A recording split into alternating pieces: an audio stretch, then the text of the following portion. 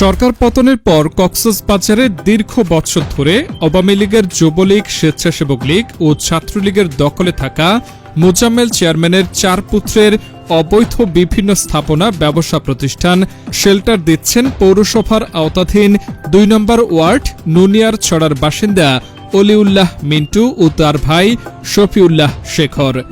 আওয়ামী লীগের মধু খেয়ে অলিউল্লাহ মিন্টু ও শফিউল্লাহ শেখর এখন বিএনপিতে।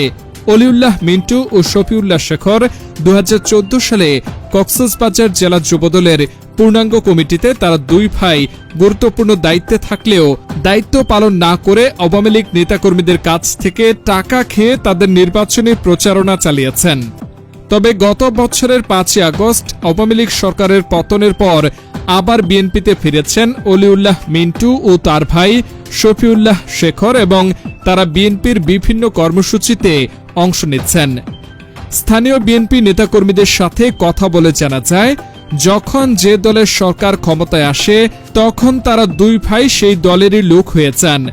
আওয়ামী লীগ সরকারের নেতা ও জুলাই ছাত্র আন্দোলনের হামলাকারী যুবলীগ ও স্বেচ্ছাসেবক লীগের দোসরদের সাথে তাল মিলিয়ে একাধিক ব্যবসা প্রতিষ্ঠান গড়ে তুলেছেন এবং আয় করেছেন কয়েক কোটি টাকা। বিএনপির একাধিক নেতা বলেন, অলিউল্লাহ মিন্টু ও শফিউল্লাহ শেখরের মতো জঘন্য লোকজন আবারও দলে জায়গা পেলে এটা কলঙ্ক ছাড়া আর কিছু নয়। তিনি আওয়ামী লীগ ক্ষমতায় থাকা অবস্থায় বিএনপি ছেড়ে আওয়ামী লীগের বিভিন্ন কাজে যোগদান করেন। এখন আবার বিএনপি নেতাদের ম্যানেজ করে এলাকায় পুনরায় ফিরাচ্ছেন আওয়ামী লীগ নেতাদের। গণ আন্দোলনের মুখে হাসিনা সরকার পতনের পর ভয়ে দেশের বেশিরভাগ এলাকায় আওয়ামী লীগ নেতাকর্মীরা তাদের শরীর ঢাকা দিয়েছিলেন।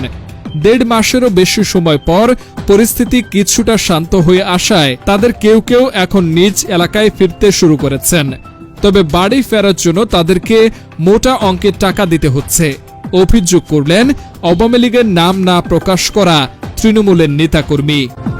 এই বিষয়ে অলিউল্লাহ মিন্টু ও তার ভাই শফিউল্লাহ শেখরের সাথে একাধিকবার মুঠোফোনে যোগাযোগ করলে সংযোগ বিচ্ছিন্ন দেখার কারণে বক্তব্য নেওয়া হয়নি।